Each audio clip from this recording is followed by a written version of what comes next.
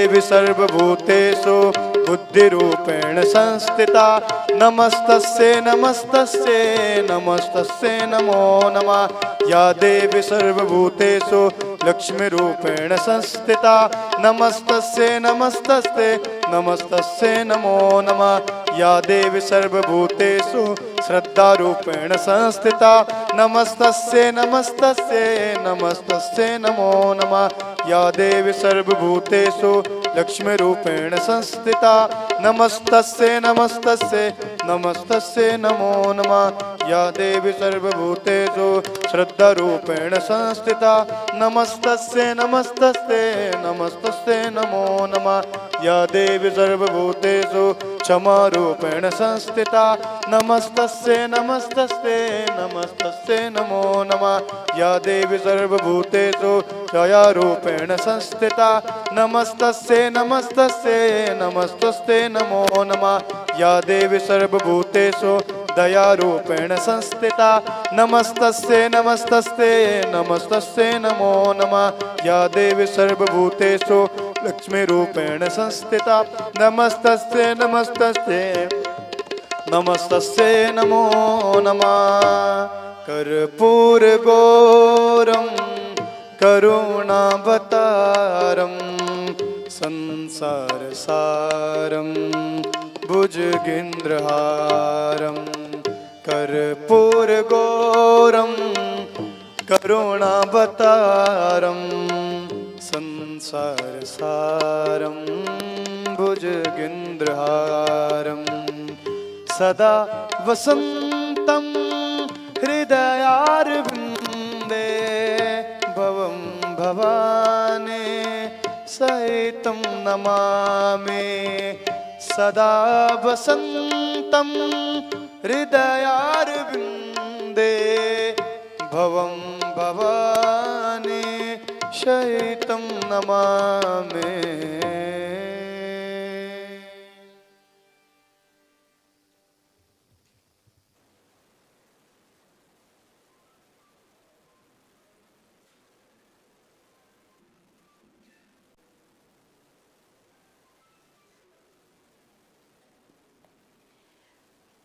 Welcome to Satsang.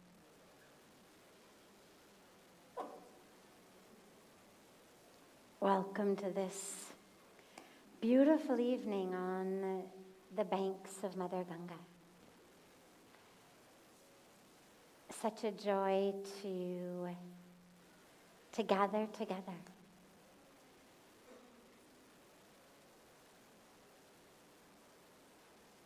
This is a time in which we drop deeply together in Sangha.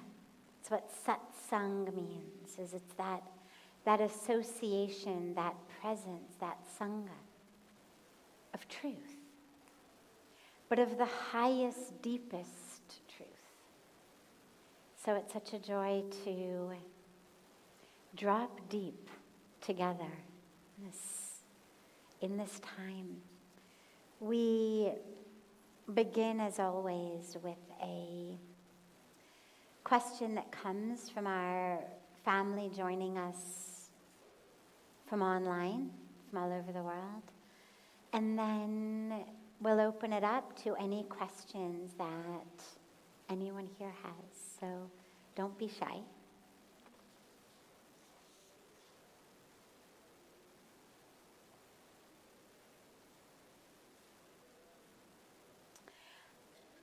I usually have very clearly defined boundaries. And sometimes I feel like a very unempathetic person. What can I do to improve this? And this is asked by, well, I have an Instagram handle, but it's hard to tell what the name is. So we'll just say our family member joining us from abroad via Instagram. So, boundaries and empathy.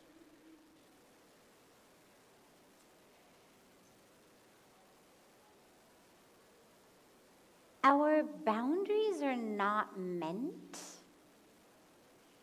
to keep us from being empathic or connected. Boundaries should not be walls.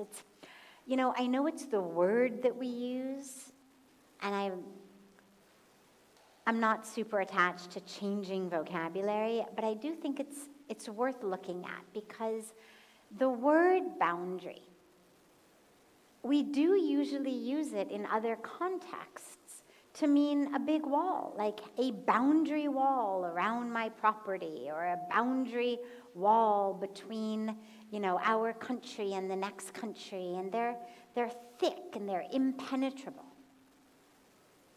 They're solid, they don't move.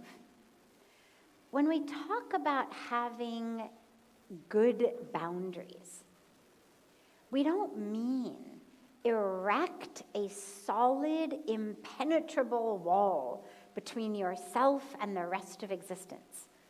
That is not what boundaries have ever meant to be.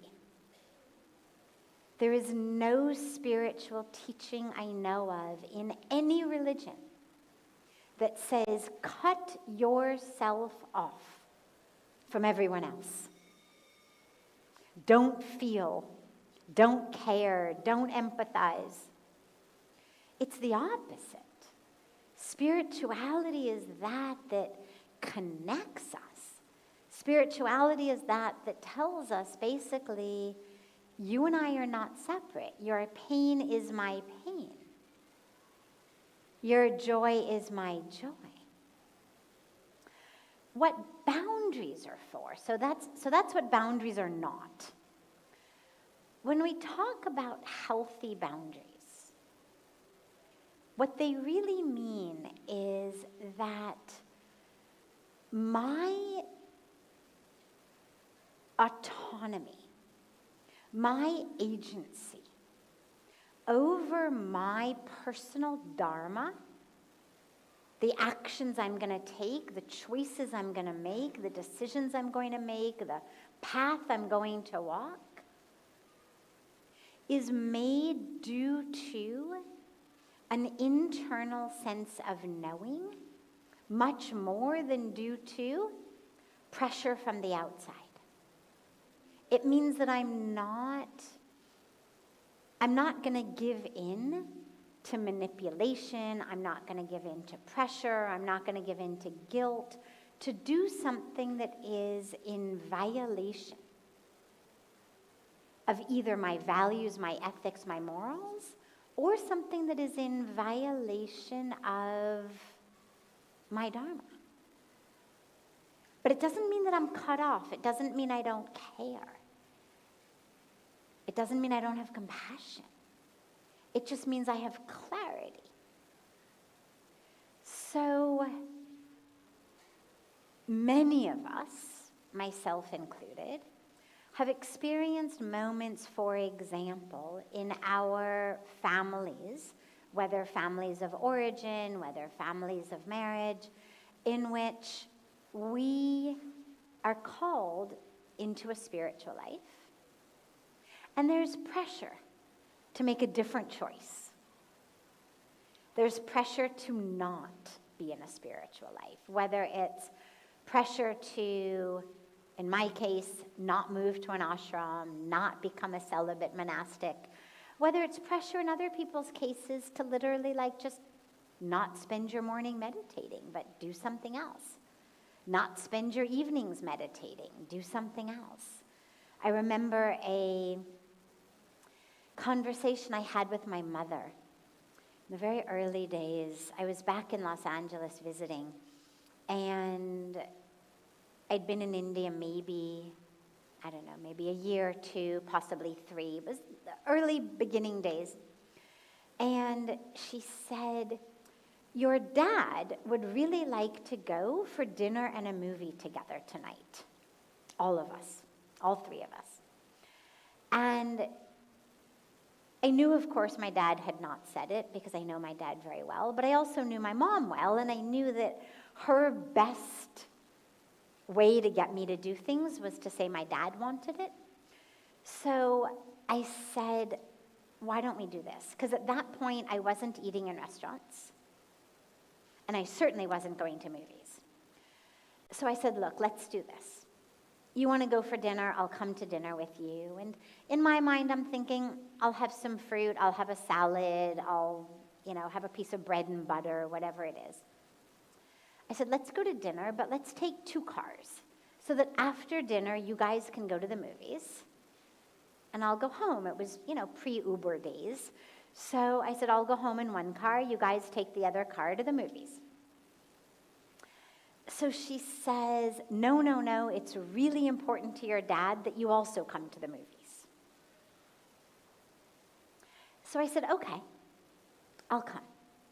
I said, but what I'm going to do, I'm going to bring my laptop, and I'll sit in the lobby, and I'll work while you people watch the movie. And she says, no, it's really important to your dad that you sit in that dark movie theater with us watching the movie. And I smiled and I said, look, I'll do it. You want 2 hours of my life? You've got it. I will happily give it to you. I said, but you have to know that I'm doing it just for you, not because you've somehow convinced me that I really want to do it.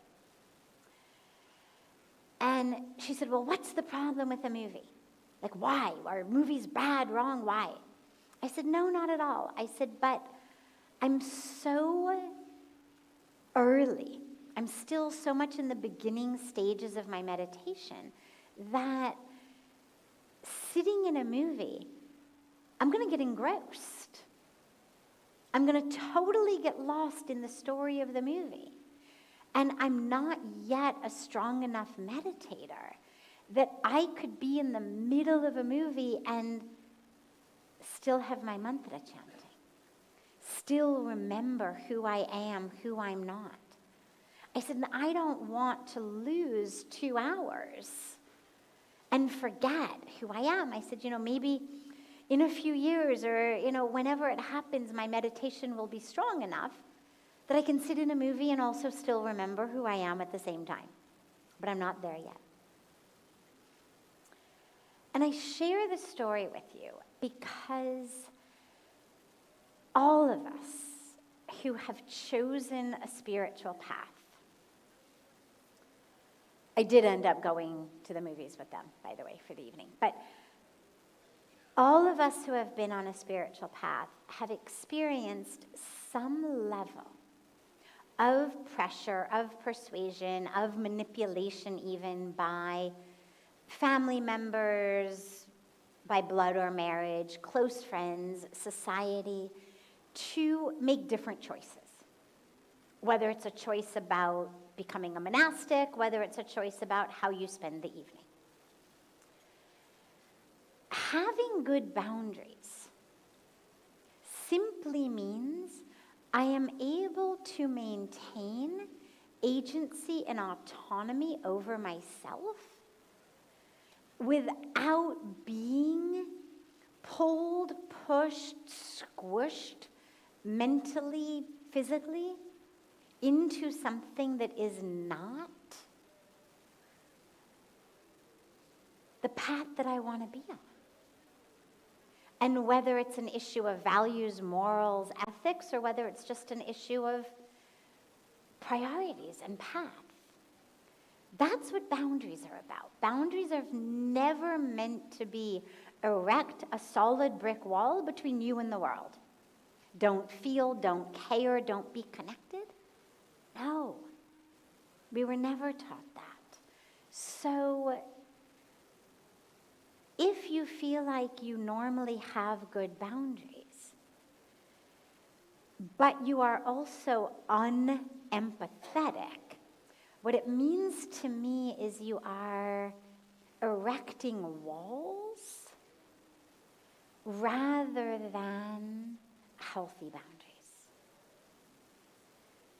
The boundary enables me to grow and to blossom. When I think of boundaries, I think about the tree guards that we put up around tree saplings to prevent the dogs or the monkeys or the cows from eating the saplings. And they're needed in the beginning because otherwise the dogs and the monkeys and the cows will eat the saplings and the saplings will never grow into the tree. And of course, by the time the saplings become the tree, the dogs come up and pee on it, the monkeys swing from the branches, the cows lie in its shade, and nothing impacts the tree.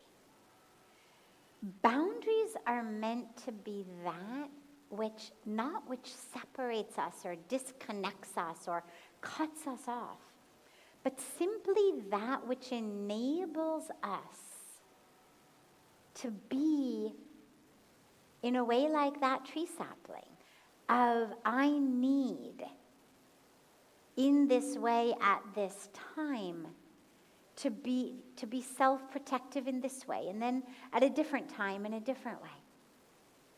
It's so that we don't end up with our lives just kind of pulled away from us in our focus, in our energy, in our values, in our priorities. My mom called me up at one point, many years later, when I was just on the verge of taking sannyas. She calls me up and she says, I just have to tell you, she said, I had a dream last night. I said, yeah? She said, and I dreamed that you married one of these monks from the Hare Krishna temple in Venice.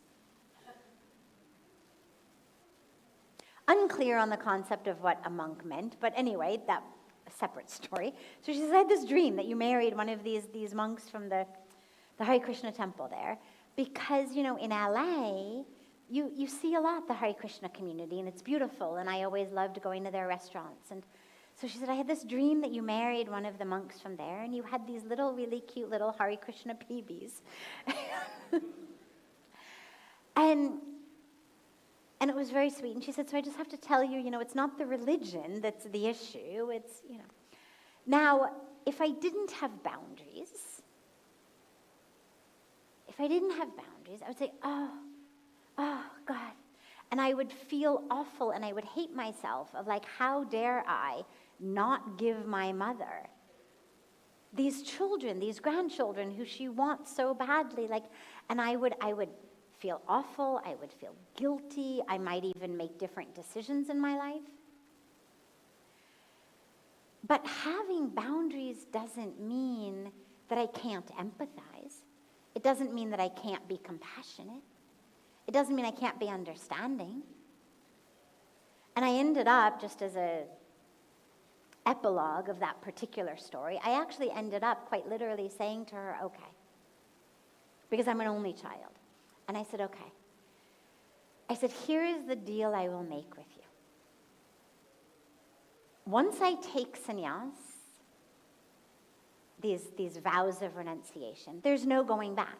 It's an official, I have sworn to God, I have sworn to Ganga. There's no going back. I said, but I haven't taken the vow yet. I said, if you really want a grandchild, I will give you 9 months of my life. I said, I will go out. I will get pregnant. I will carry a child. And then I will give that child to you. I said, I will do that for you. I have not yet taken vows against it. If that's really what you want, tell me now, because I will give that to you. And she thought about it, and she came back and she said, no, I don't want to be a mother again. I want to be a grandmother. But I share the story in this discussion around boundaries and empathy. For me, I was prepared, even within my boundaries of autonomy, of agency, of my dharma, I was prepared to give her 9 months to carry a child to term. Okay, whether I take vows in June or in the following March, ultimately it's irrelevant. And to do that for her, okay. But no, I won't give you the next 20 years of my life. I'm not going to move back to LA and raise this child down the block from you so that you can have this agenda fulfilled. That's not my dharma. Not that there's anything wrong with it. It certainly sounded, in her mind like a beautiful thing. Nothing wrong with it. But it's just not my dharma. So boundaries don't mean that we are unreasonable. It doesn't mean we're not compassionate. It doesn't mean we won't compromise ever. It doesn't mean that we are stuck and stubborn. It just means that we're really clear about what is my path, what are my values, what are my ethics. And we all discover there's certain things we'll compromise on, certain things that we won't. Certain places where there's room, there's spaciousness, there's flexibility. Certain places there's not. But a wall just separates you. And that's not spiritual. So if you've built walls instead of boundaries, let them come down. And instead, let your boundary be rooted in yes rather than no. No will come automatically. If the yes is really clear, the no will also be clear. But instead of being rooted mostly in no, try to be rooted in yes. What are you saying yes to? And allow that boundary to grow out of what are you saying yes to. Automatically, those yeses will take up enough space and time and energy that things become no anyway. But from a perspective, an internal spiritual perspective, chart your life and draw these boundaries as much as possible from a place of yes. Yes to your path, yes to your knowing. Yes to your ability to be compassionate. Yes to your ability to share, to give. But in a way that's in alignment. Not in a way that's giving in to someone else's manipulation or agenda or pressure or whatever it is. So I hope that helps to clarify the distinction, and then you can have great boundaries and be really empathic at the same time. Because ultimately, they're both really important positives in our lives. Great. Other questions? Any question that anyone has? There's a microphone right here. Yes, you don't have to wait for me to call on you. Come.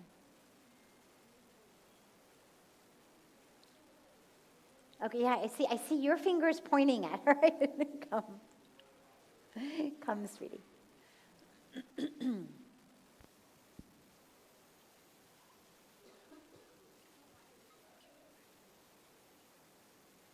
okay.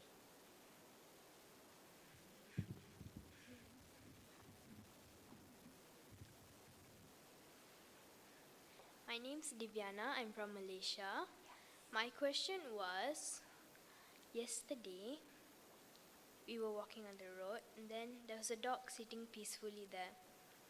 Then a motorbike ran over the dog's leg and he laughed at the dog. I got so mad and I didn't know how to show my anger. I accidentally showed it to my mom, but then she calmed me down. Then eventually we helped the dog get back to normal. So yeah, that's my question. How can I control my anger in that situation? Thank you.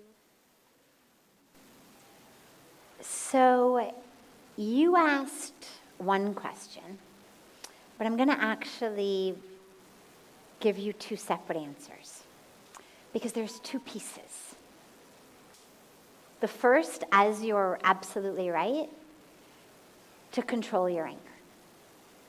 Whatever the situation is, we never want to lose ourselves. Because then we say things that we later regret. We do things that we later regret. We end up having to say things like, oh my God, I'm so sorry, that wasn't me.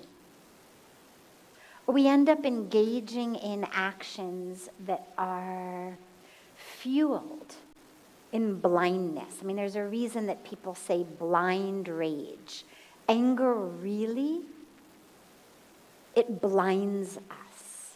And it's why so many of the wrong actions, we were talking the other night, somebody asked about sin, and I was saying we don't really believe in sin in that way. We believe more in ignorance and forgetfulness.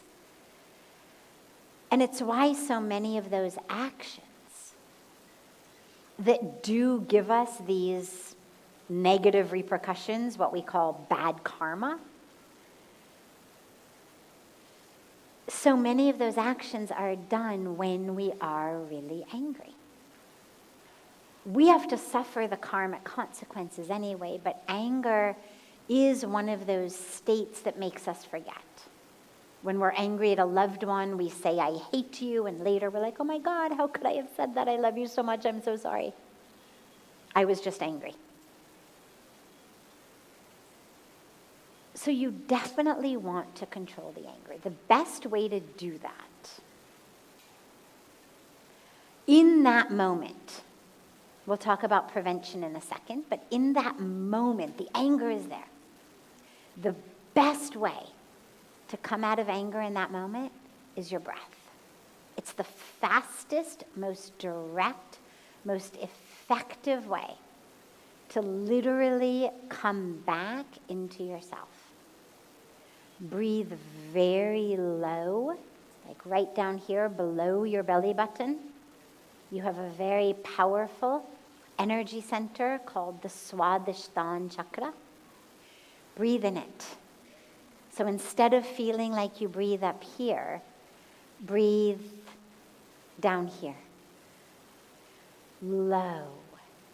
Breathe slowly. Longer exhalations. So if you inhale on 3, exhale on 6. So you're going 1, 2, 3. 1, 2, 3, 4, 5, 6. It decreases our sympathetic nervous system arousal, and it increases our parasympathetic nervous system. It immediately calms us, it grounds us, it anchors us. Practices like meditation, mindfulness are really great preventatives for it, because the more mindful you are, then you start to notice that you are getting angry before you're really angry. You start to see it basically from like a mile away. You're like, oh yeah, just when your blood starts to begin to get a little warm, long before it's boiling, you notice the fire is on. And because you can notice it so early on, you have the power to turn it off. If we wait until we are boiling with anger, it's really hard to stop it.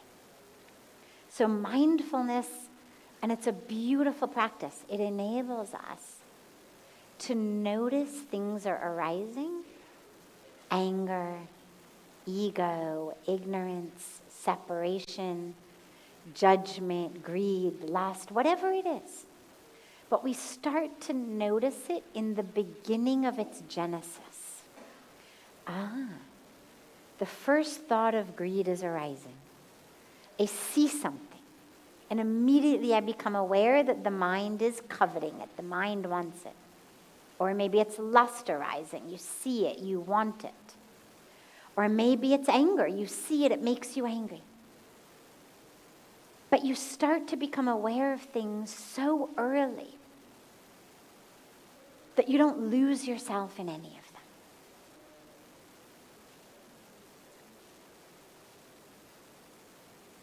However, there's a second piece to your question.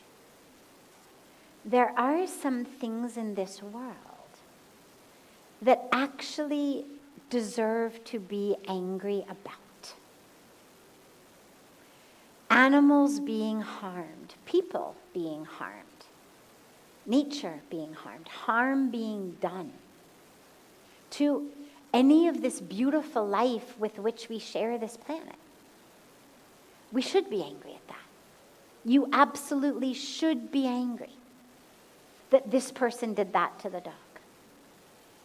But you should be angry in what we speak about more like a righteous anger sort of way, where you haven't lost yourself. In the type of anger we normally have, we become unconscious. We say things, we do things, we're not present, we're not there. Righteous anger is like harnessing energy, but it's harnessing it for good, and it's harnessing it to make a difference. Anger can be a very powerful catalyst. And if people being mean to animals makes you angry, use that anger. Don't let the anger use you.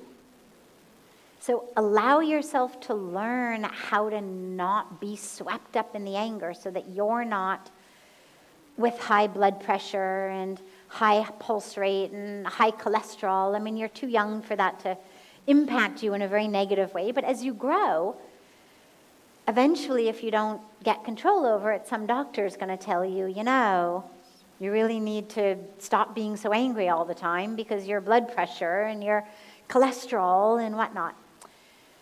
But notice that the anger is there and actually use it. It's like when that anger arises, instead of letting it take over you, really visualize yourself like putting it into a safe place. You're not repressing it, you're not suppressing it, you're not denying it, you're not telling yourself, don't be angry. You're not saying it's, not good. Think about it like an anger piggy bank. Like you're going to need that energy later on. So whenever you get angry about those sorts of things, put it in your anger piggy bank. And then figure out what you're going to do. How can you take a stand against cruelty to animals? How can you take a stand for animal rights? And the answer is going to be different today than it is 5 years from now when you get older and you have more experience and resources. And then it's going to be different 5 years from then when you have even more resources and even more skills. But keep your anger piggy bank, because one of the great tragedies is when we stop getting angry at things like that. So it's actually a really good thing. It's beautiful. But you just don't want that anger to eat you. You want to be able to use it in a way where you can really bring about change. Okay? Good. Yeah, other questions?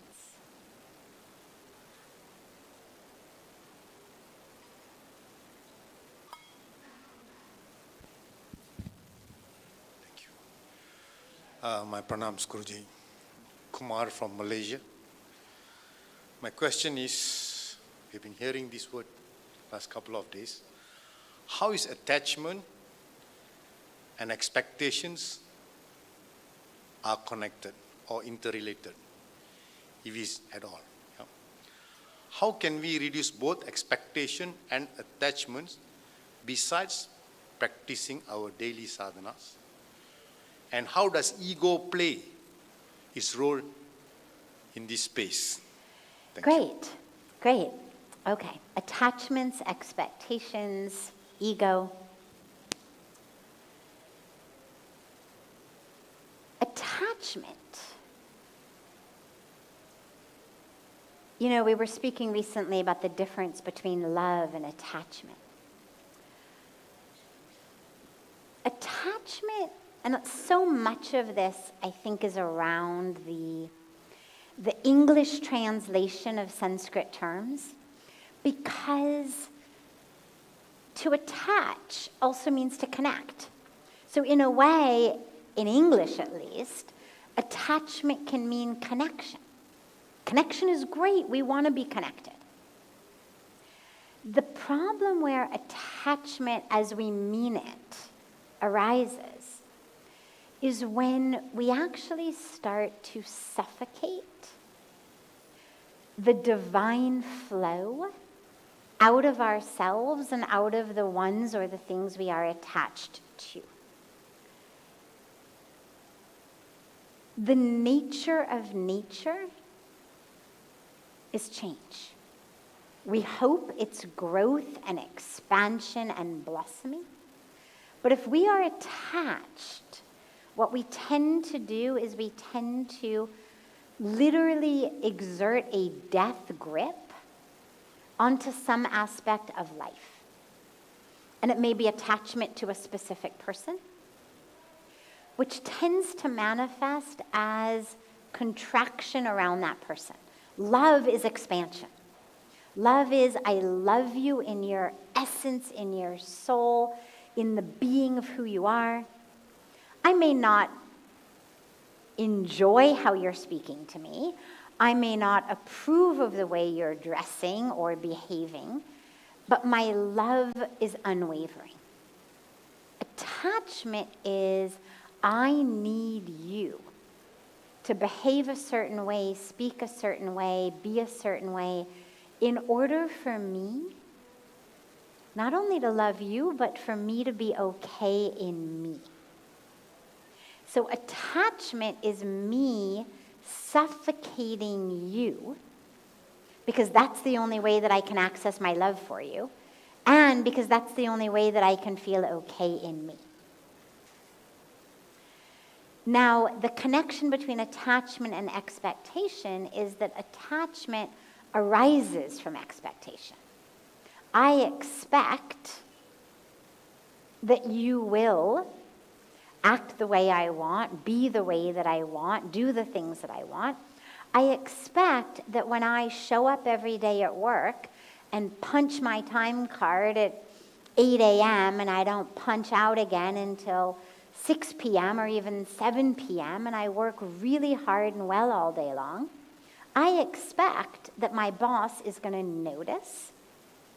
I expect that I'm going to get a raise, a promotion, at least some appreciation. And I then get attached to the outcome of that work.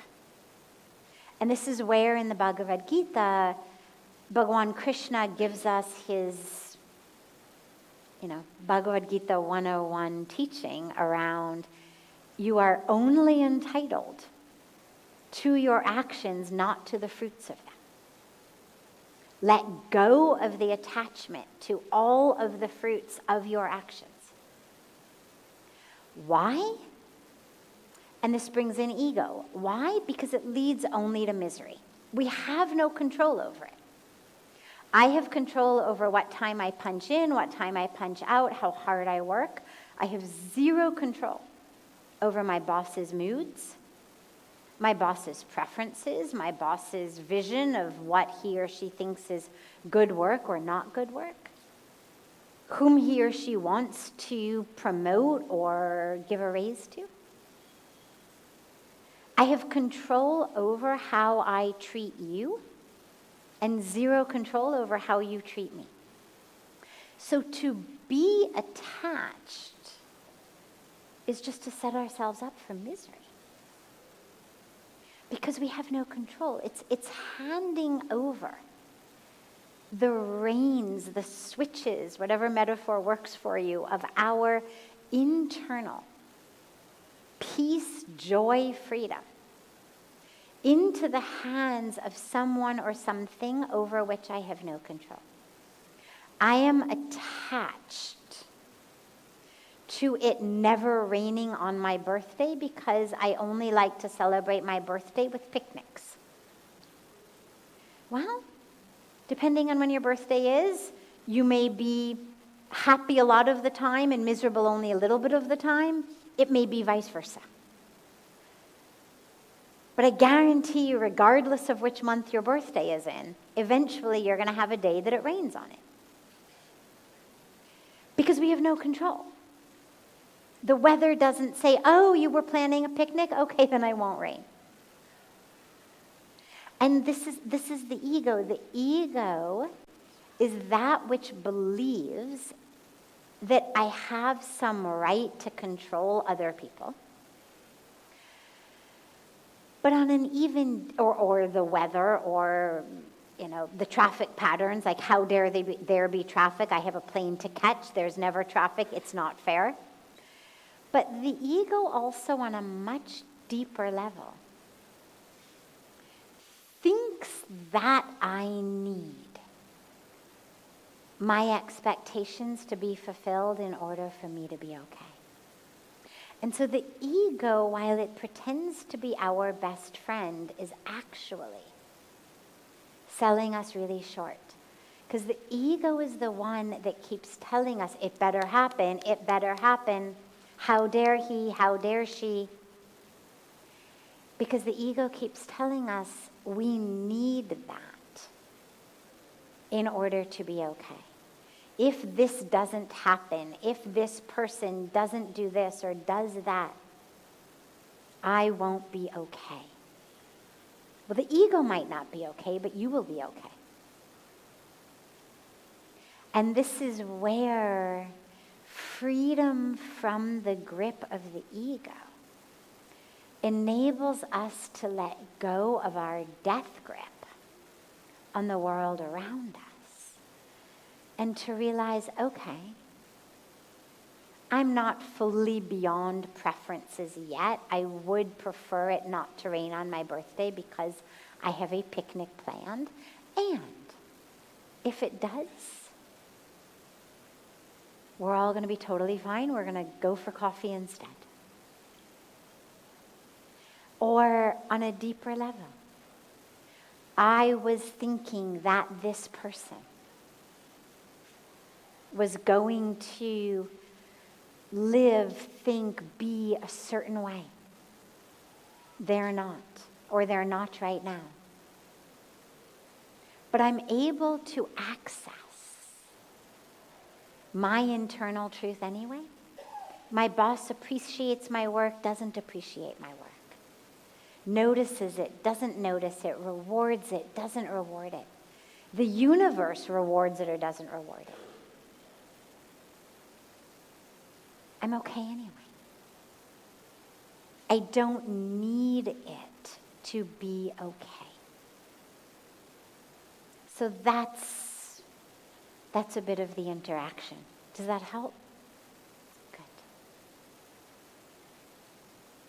Other questions? Yes, in the back.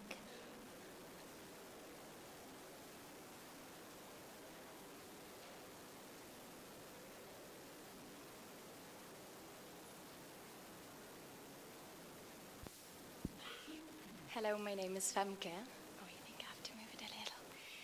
And my question is how to feel more comfortable with taking up space and letting your light shine fully. I feel like many people, me included, are sometimes scared of taking up space and fear of being too much or also not good enough yet.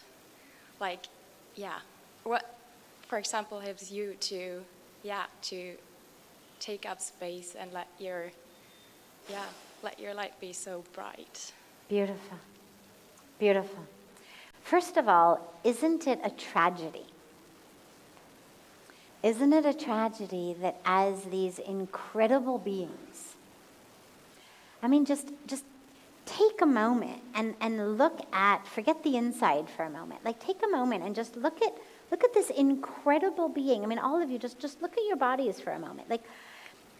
Some of us are fat, some are thin, some are tall, some are short, some are darker, some are fairer, but we've got these extraordinary, amazing feats of divine creation. I think something And this arm rises? Like, how does that work? I forget to remember to breathe, but I breathe anyway? I drink this water. It nourishes me. And then what I don't need of it is going to come out a little bit later. I mean, what an amazing, amazing thing. If it weren't us, we would be putting this body on display and like taking it on a world tour. If we had invented this, like, look what I made. And you know what else it can do? You know what else it can do? You can put in junk and get energy. I mean, whoever would have thought that you could take something as much of a non-food item as like a milk dud or a sweet tart or a potato, or potatoes are kind of food, but like licorice, or I mean things that are just not food. But we could put them inside and get energy from it. I mean, you can't put sweet tarts in a car and generate energy. But this human body is so extraordinary. So it's such a tragedy that we've been so badly, awfully indoctrinated to believe that not only is it not extraordinary and worthy of being like given its own world tour to show, hey, look what I created. Look what's been handed to me. But that actually it doesn't even deserve to occupy its place. And I think it's a really deep and complex and beautiful question you've asked. I think the first step is a really deep acknowledgement, individually and also collectively, of how we've been indoctrinated to believe something that isn't true. How and where and how, how and where, and through whom, we were first taught that we don't deserve occupying space, because babies believe they do. Babies believe they are worthy of the universe. We have to be taught. Sit down, shut up, know your place. We have to be taught. Who do you think you are? Don't get too big for your britches. We've all been handed these teachings in different ways, based on language, culture, families of origin, educational systems. But we had to be taught that. And I think the first step is really to look the falsehood in the face. How did I learn it? Who told me that? What's the first time I can remember? And then what's the second time? Like really start to put together all of those times, those moments, the different people involved that have even given you the idea that you don't deserve to occupy your space, that you don't deserve to shine your light. Because once we do that, then we can look at it and realize, oh my God, that's not truth. That's not truth. This was given to me by my mother, my father, my brother, my sister, my teacher, a neighbor, an uncle, an aunt, whoever it was. In that moment, they were going through X, Y, or Z. They were like this. They were of this age. And we start to really be able to look at the source of our information.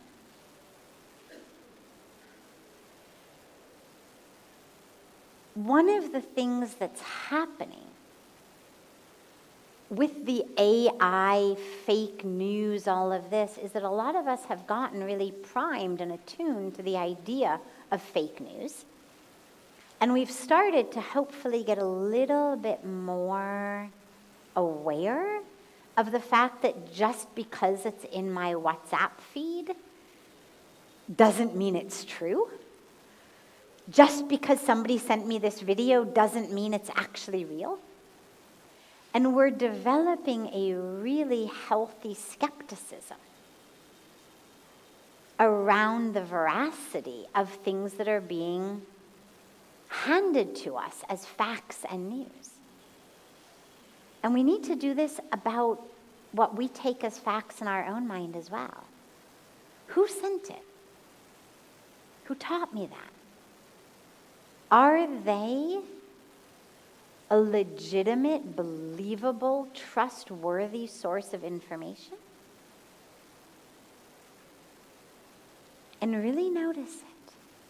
Because I think that in and of itself has a huge role in setting us free, because we realize we've been lied to. I think the second piece is just actually taking risks in a new way of being. Okay, I now know I've been lied to. I know on an intellectual level that I deserve to take up space, that I deserve to shine my light. But I've spent my entire life of 20 years or 30 years or 50 years or 70 years believing otherwise. So it takes a little bit of courage, or a lot of courage, to actually start to act on truth. Take risks. Take them initially in situations where you'll be supported, in communities amongst people where you will be supported. But start to really know who you are. There's a beautiful, what we call mool mantra, like a foundational mantra, that says, Aham Brahmasmi. I am Brahman. I am inseparable from, indistinguishable from the supreme reality. Yeah, shine your light. Be the light. Because that is who you are. And to allow that mantra, or a simple version of it that's actually a really powerful mantra, it's one that I use a lot, is just Om Brahm. Om Brahm. Brahm meaning Brahman, the supreme. Om Brahm. And it's just a reminder there is nothing but this supreme reality. Om Brahm. Om Brahm. Om Brahm. Super powerful. And as you walk left, right, Om Brahm. As you breathe in, out, Om Brahm. And realize you are indistinguishable from that. Another really beautiful one that we use here in meditation a lot is so hum. So hum. I am that. I am that. Allow these mantras to just literally reverberate through you as you move through your day. You're brushing your teeth, right? So hum, Om Brahm. Washing dishes, whatever you're doing. Allow the mantras to be going. And then take small, risky steps. And slowly, slowly let the steps get bigger. Let them get bigger, because as I share really frequently, I've never heard of anybody on their deathbed saying, God, I wish I had taken fewer risks. God, I wish I had played it safe more. God, I wish I had made the neighbors happier. But so many of us, I think, regret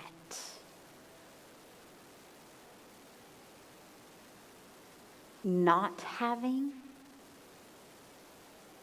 lived according to the truth of who we are, allowed ourselves to be indoctrinated, allowed our lives to be co-opted, quite literally, by not necessarily people who intended us harm, but just people who were struggling in their own ways and gave us teachings and messages and impressions in our early childhood that aren't true and that have allowed us to keep ourselves suffocated and small. So yeah, just tell yourself the buck stops here. I will not believe this anymore. Beautiful. The last piece of that, because this is so pervasive, is as you're working that in your life, really consciously be a cheerleader, a support, a container for others to also step into their fullness and shine their light. Recognize and realize that almost everyone you meet is actually having the same experience that you are, because we are all so collectively indoctrinated, even though we come from all corners of the world and all different religions, and nonetheless, almost all of us, not all, but almost all of us, have been indoctrinated in that same way. Stay small. Don't think too much of yourself. Don't shine too bright. You don't deserve it. You're not really as good as you think, the whole too big for your britches sort of thing. Or other people won't like you. We're given 100 reasons. But we need to really start being the cheerleaders for each other, the reflectors, the mirrors, the containers for each other. To see, to know, to manifest our truth. And by the way, that doesn't necessarily mean becoming some super, high-powered or high wealth or high prestige person. Our light is not always a spotlight. The light may be the light of the apple vendor on the corner who sells the apples with such a smile and such a divine presence that he's doing God's work. We have beautiful stories in our scriptures. There's a statue right outside of Sant Raidas, who was a low-level cobbler and such an extraordinary Bach, the lover of the divine, and extraordinary, the wise being, a scholar. There's a whole other amazing story about him, but I won't go there. But the point being that it's like, it could be the apple seller, it could be the cobbler, it could be the first grade teacher, it could be the guy pumping gas at the gas station. It could be the gardener. But the one who is, in whatever capacity, sharing and spreading that light, that truth, in whatever they do. Because there's nothing small or low about creating gardens. Or, working in a kindergarten, or filling people's cars with gasoline and giving them a bit of a smile and an encouragement and a bit of wisdom as they go their way, whatever it is. So just make sure that when you think about shining your light, that you don't limit the possibilities of that light to just being a spotlight that gets shined onto you. Our light is that which we carry with us wherever we go. And it's the light through which we see ourselves and through which we help others see themselves. Beautiful. Yeah. Have a beautiful rest of your evening, everyone. A beautiful morning and day to our family joining us from all over the world. And I look so forward to being together tomorrow. And so much love to you all.